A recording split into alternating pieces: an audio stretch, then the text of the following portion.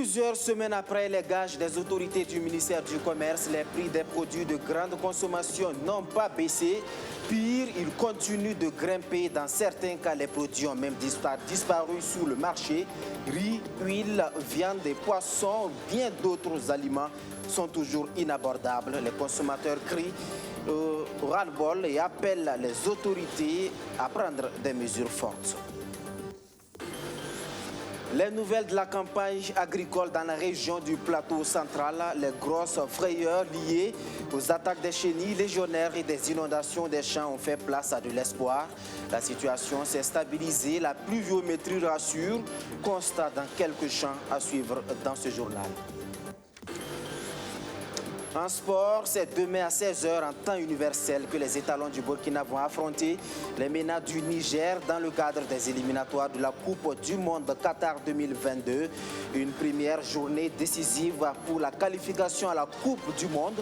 Les poulains de Kamou Malo le savent bien, le défi est énorme. Ils sont donc gonflés à bloc pour tirer leur épingle du jeu. L'ambiance depuis Marrakech à la veille du match à suivre tout à l'heure. Voilà pour l'essentiel de l'actualité de ce mercredi. Bonsoir et merci de nous suivre. La nouvelle a fait l'effet d'une bombe. Encore une infrastructure éducative qui s'écroule au Burkina Faso. Jusque-là, ce sont les infrastructures du primaire et du post-primaire qui étaient secouées par le phénomène. Mais depuis ce mardi, le syndrome des effondrements de bâtiments a touché l'enseignement supérieur. À Koudougou, le foyer du chantier universitaire s'est écroulé. Le bilan est lourd, 4 morts. Ce mercredi, Al-Kassou Maïga s'est rendu sur les lieux du drame. Comme vous le voyez sur ces images, le ministre en charge de l'enseignement supérieur rassure, ce drame ne restera pas impuni. Nous y reviendrons dans nos prochaines éditions. Les autorités du ministère du Commerce ont pourtant été fermes. Mesures sont prises pour réajuster le prix des denrées alimentaires au Burkina Faso. Ils connaissent une flambée vertigineuse depuis des mois maintenant. Plusieurs semaines après des garanties données, la situation n'a pas changé. Le panier de la ménagère continue d'être affecté sérieusement. Benjamin Kwame a fait le tour de quelques marchés de la ville de Ouagadougou. Reportage. Continue d'être affecté sérieusement. Benjamin Kwame a fait le tour de quelques marchés de la ville de Ouagadougou. Reportage. On pourrait croire à une course-poursuite sur un individu ayant posé un acte malveillant. Mais non, c'est une course engagée pour vendre des bananes à ce consommateur à bord de ce véhicule. Nous sommes à l'entrée nord du marché de Sankariari.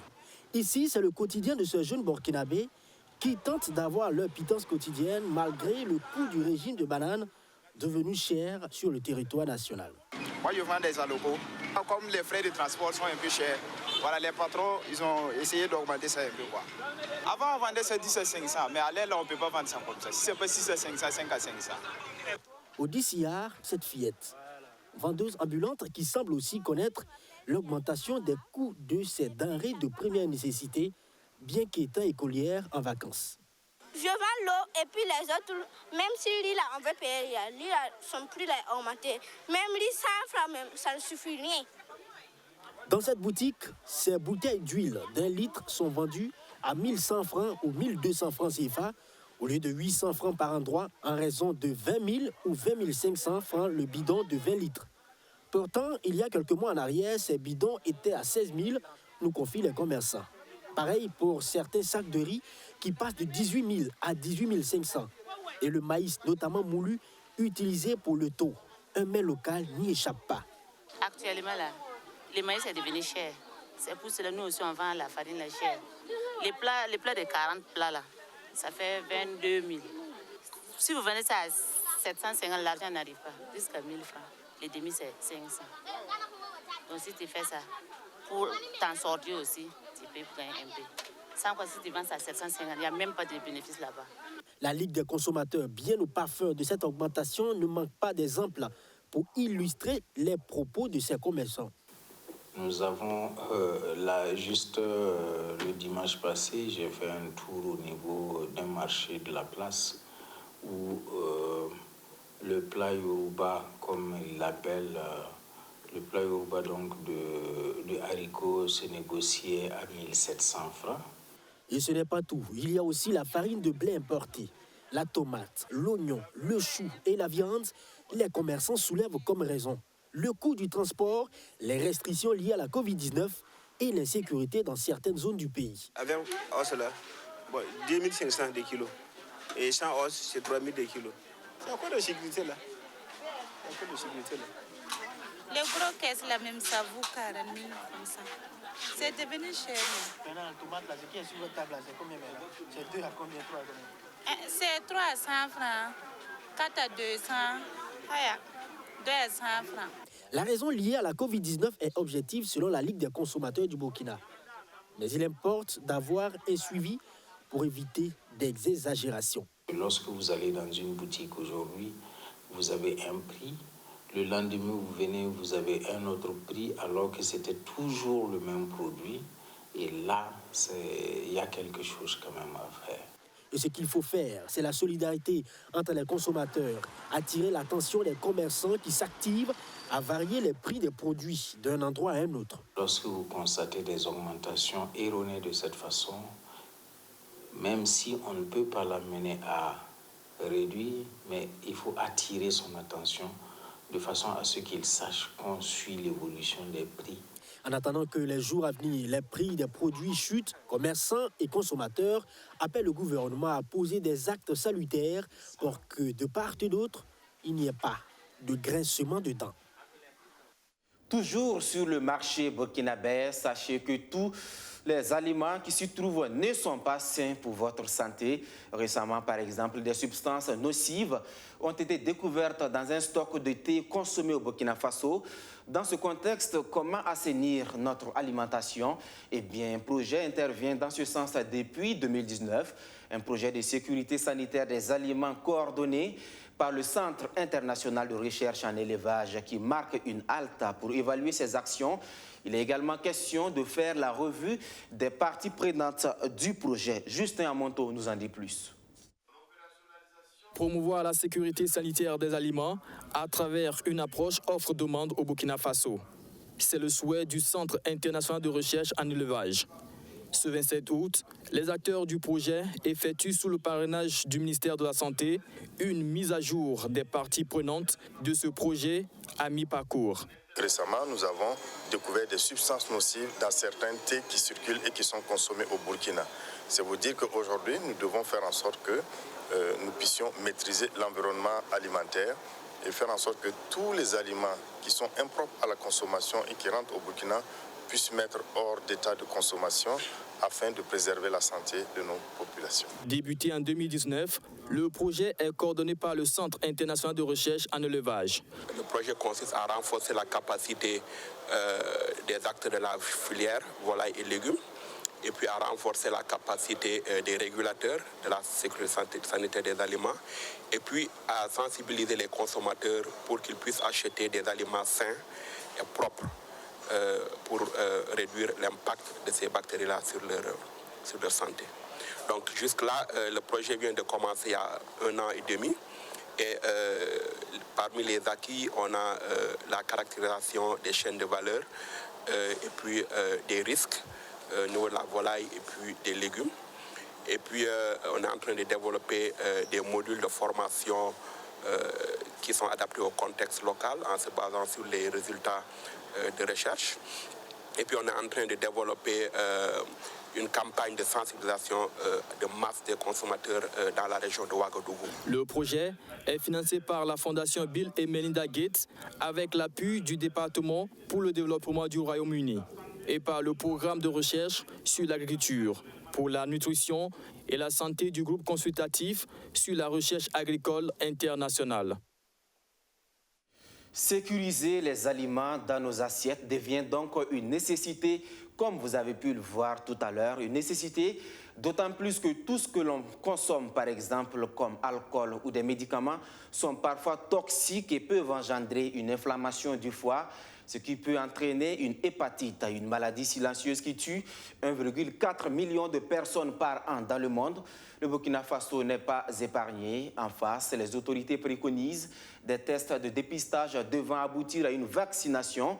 L'appel a été entendu par l'ANC, l'Alliance des Nouvelles Consciences, a organisé une journée de dépistage. La science a profité à des centaines de personnes. Amadou Diko, Madina Sionou. Fatoumata Dima est face aux infirmiers pour un prélèvement de sang pour le test de dépistage contre l'hépatite B. Après les analyses, la revoilà devant une autre équipe de santé pour procéder à la dernière étape qui consiste à la réception de la première dose de vaccin pour la prévention du virus. Elle dit être heureuse de connaître sa sérologie et invite par ailleurs les populations à la prudence en se faisant aussi vacciner. Je suis venue faire mon test d'hépatite. Bon, je vois souvent les cas d'hépatite et vraiment, c'est pas agréable. C'est une maladie qui fait des ravages.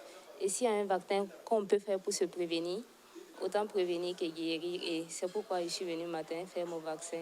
J'ai fait le test et j'invite vraiment la population à vraiment faire le vaccin, quoi. Comme elles seront environ 300 personnes à bénéficier de cette journée de dépistage et de vaccination organisée par l'Alliance des Nouvelles Consciences ANC en collaboration avec l'Association Vigilance Santé du Burkina. Une initiative pour apporter leur contribution à l'élimination des hépatites virales au Burkina Faso. L'hépatite B, c'est une maladie aujourd'hui qui tue assez. Oui, quand nous faisons un peu le classement des maladies, nous avons le paludisme qui tue en grand nombre. Mais également l'hépatite B, une maladie sur laquelle on communique peu, mais qui fait assez de ravages, que nous avons donc décidé d'organiser cette journée de dépistage à un coût réduit de 5 000 francs CFA, plus la première dose de vaccination. L'ANC nous a invités pour qu'on puisse ensemble voir comment nous pouvons nous associer pour pouvoir faire la prévention de l'hépatite virale.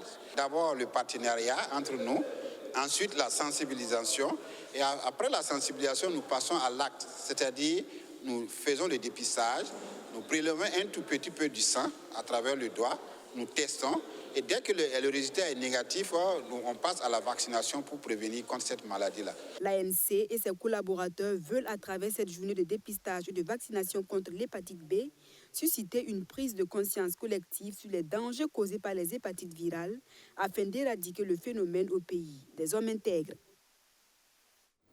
Je vous le disais en titre, les producteurs agricoles de la région du Plateau central retrouvent l'espoir perdu suite aux inondations de leurs champs et des différentes attaques des chenilles légionnaires.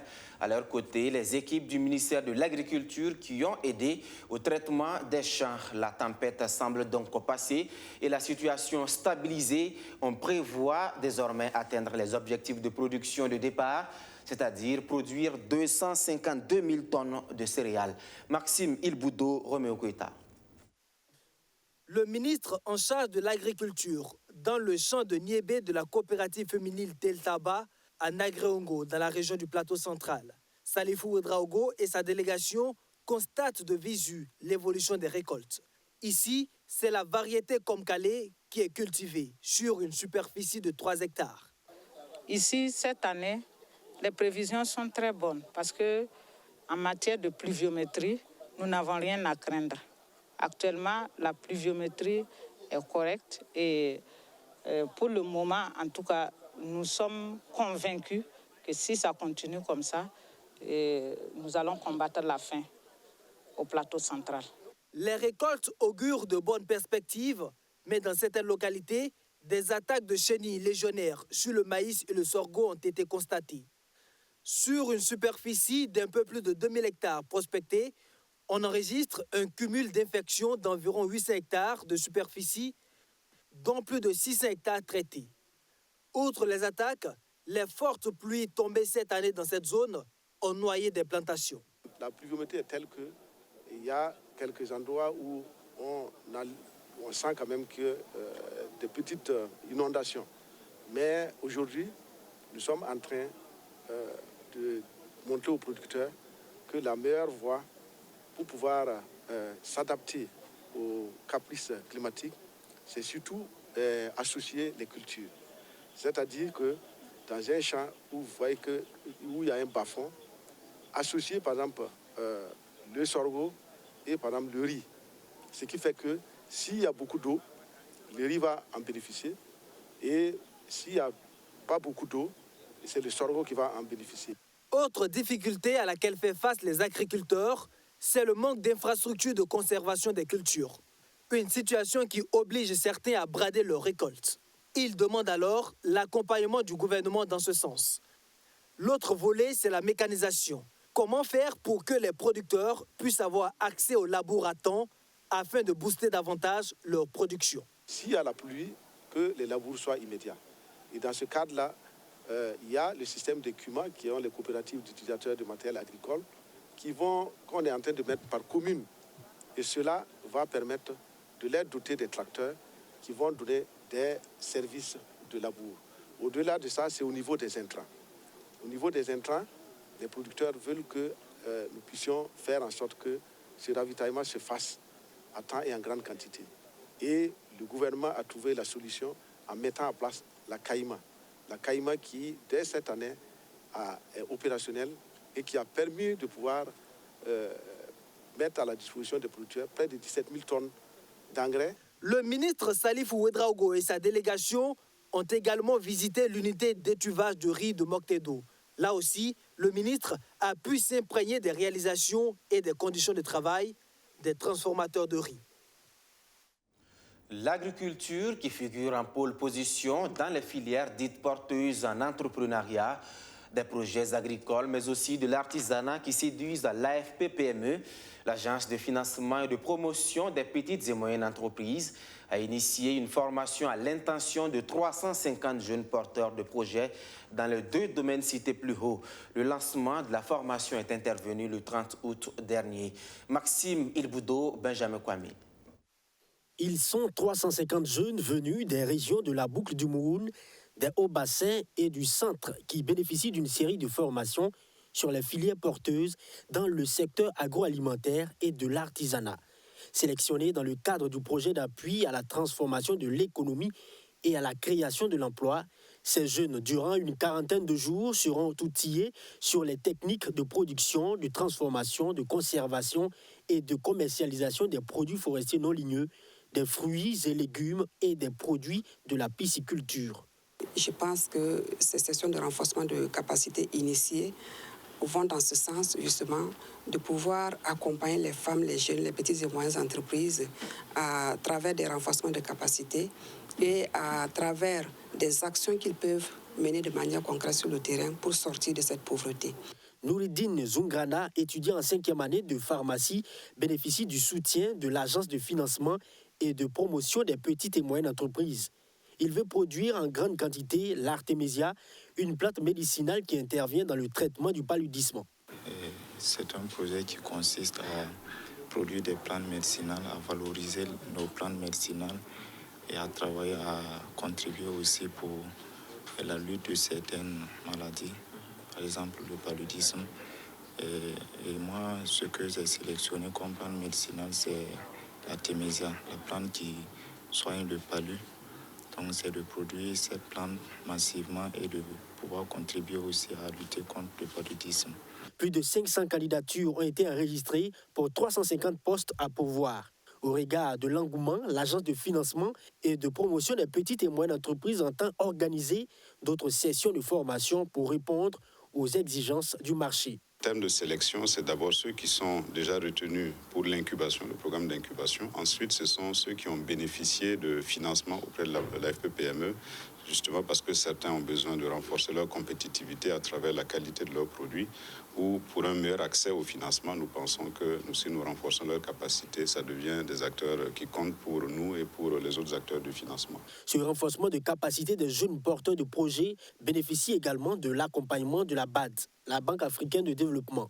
La Banque africaine de développement est dédiée à accompagner le Burkina Faso dans sa stratégie de développement du secteur privé et de renforcement de son économie. Dans ce cadre-là, nous finançons effectivement le projet d'appui à la transformation de l'économie et à la création d'emplois depuis plusieurs années. Et c'est dans ce cadre-là, effectivement, que nous avons prévu un certain nombre d'appuis, dont les différentes formations qui seront dispensées au cours des prochaines semaines. À travers ce projet, le ministère en charge du commerce entend inciter les jeunes burkinabés à avoir la culture de l'entrepreneuriat et du même coup créer plus d'emplois pour l'amélioration de leurs conditions de vie. Le camp scientifique 2021 est également un cadre de formation et d'apprentissage au profit des jeunes. À Bobo-Dioulasso, où il se tient, ils sont 100 élèves des lycées scientifiques nationaux de la classe de première admis en terminale à se familiariser davantage avec les mathématiques. Du 30 août au 9 septembre prochain, ils vont être soumis à des démonstrations en mathématiques, échanger avec des personnes ressources et visiter des unités industrielles de la ville de Sia. Mariam Séré, Souto Justin Daviri. Ils sont 100 élèves des lycées scientifiques de Bobo-Dioulasso et de Ouagadougou qui prennent part au camp scientifique 2021.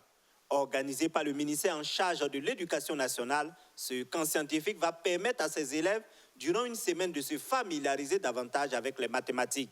Il y aura des cours, il y aura des manipulations en labo et il y aura des discussions avec des personnes ressources. C'est surtout pour mettre en contact ces élèves-là avec des professionnels, donc des gens qui ont fait leur preuve au niveau du côté scientifique. Ça va donner l'occasion véritablement de faire des manipulations aussi en laboratoire. Il y aura des choses comme un peu la robotique qu'ils vont faire. Il y a des visites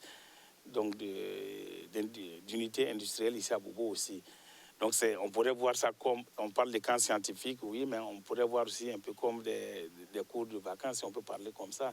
Pour nous, ça devrait pouvoir vraiment aider les élèves à mieux comprendre et à mieux apprendre. Ça pourrait, à la suite, améliorer les résultats scolaires, en fait, quoi.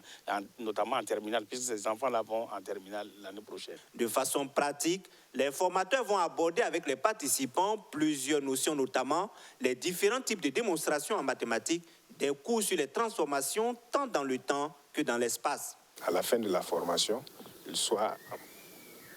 puissent être capables d'affronter avec plus de confiance en eux les mathématiques. Parce que c'est ce que souvent il y a la peur des maths et nous voulons en tout cas à travers cette formation les encourager en tout cas à affronter les maths avec plus de volonté, plus de courage. Le camp scientifique, un cadre d'expression et de l'éveil scientifique des apprenants, c'est sous ce thème que se tient la première édition du camp scientifique national 2021.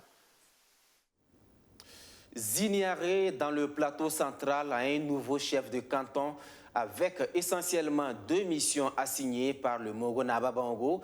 Il s'agit de réconcilier les fils et filles de l'Ubritenga avec en prime le retour de Blaise Compaoré, mais aussi de revaloriser les us et coutumes Naba Sanem, intronisé la semaine dernière, insiste d'ailleurs pour que l'animisme soit reconnu comme une religion monothéiste. Soit reconnu comme les religions monothéistes. Abdou Aziz Saré nous en dit plus. C'est lui la star du jour. Tous les notables veulent poser avec Naba Sanem, nouveau chef de canton de Zignaré, intronisé ce 28 août. Devant une population en liesse venue de plusieurs localités du Burkina, Naba Sanem prend son premier bain de foule pour jauger sa cote de popularité auprès de ses sujets. Une fois le roi assis sur la place publique, un bélier et un coq blanc sont offerts en sacrifice aux mânes et aux ancêtres pour que le nouveau chef règne dans une totale sérénité. Puis, tour à tour, les chefs des différents villages du canton de Zignaré ou leurs représentants lui prêtent allégeance. Nous sommes venus vraiment saluer notre chef. Il est chef de canton. Bon, nous avons salué notre chef et puis en lui donnant des bénédictions que le bénit, qu'il gagne aussi la force pour gérer. Naba Sanem constitue le 15e chef de canton de Zignaré. Il a été choisi par le Mogo Naba pour contribuer à la réconciliation entre fils et filles de l'Ubritenga, mais aussi pour revaloriser les us et coutumes dans cette localité. Notre plus grand cheval de bataille serait le retour à la source, comme nous venons de le dire, lutter pour que la coutume retrouve sa place en tant que religion que nos ancêtres nous ont léguée, travailler à ce que le monde comprenne que l'animisme, qu'on le dit, c'est une religion comme le catholicisme, comme l'islam. Et nous devons travailler à démontrer cela, à prouver cela. Et nous allons voir qu'il y aura des résultats.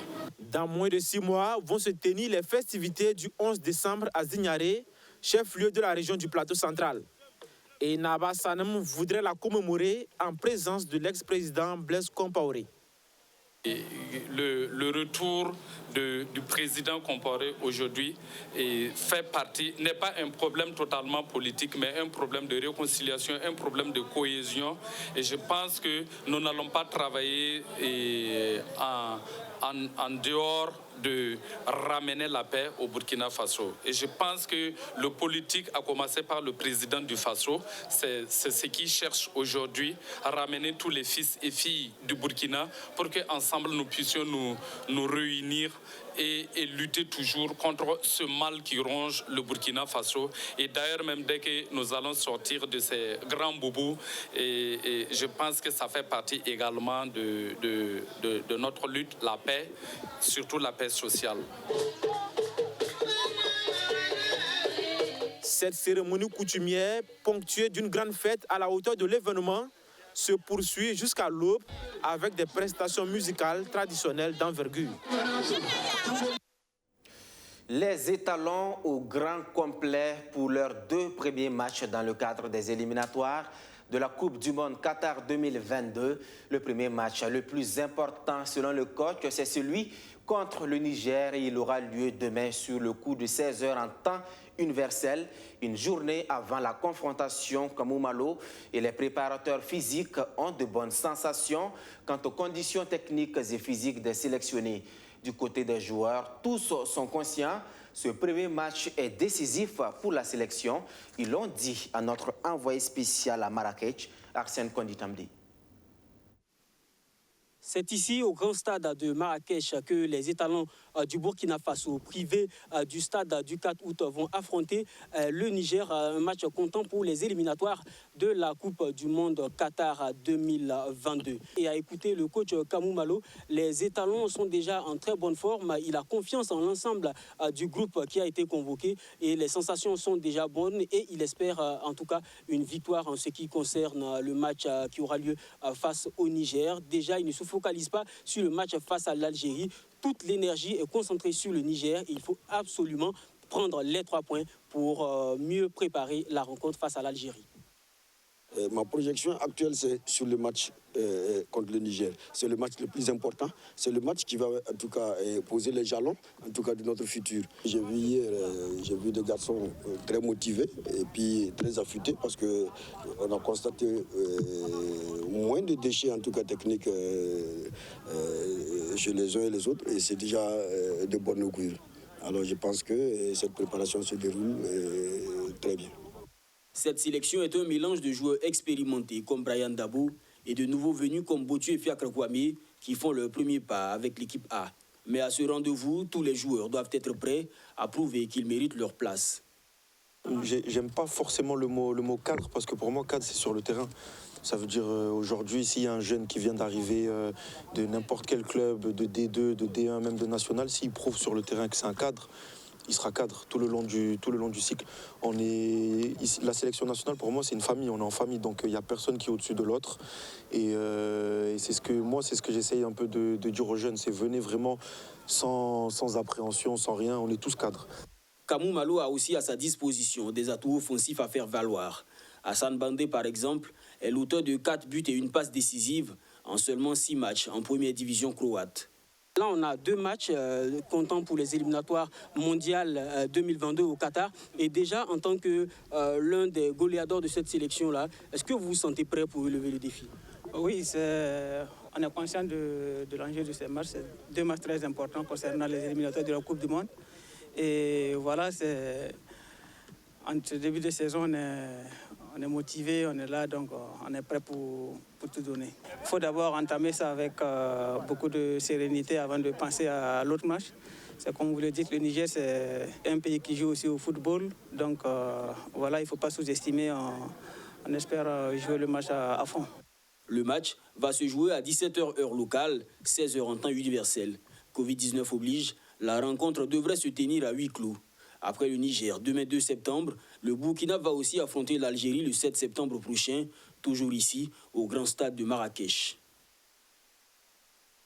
Ce journal qui s'achève, merci à tous de l'avoir suivi. partout au Burkina Faso et ailleurs, du côté du village de Bolontou dans la commune de Tivga dans le Gourma. On le sait, vous êtes très mobilisés pour BF1, eh bien, soyez-en remerciés. Bonsoir chez vous.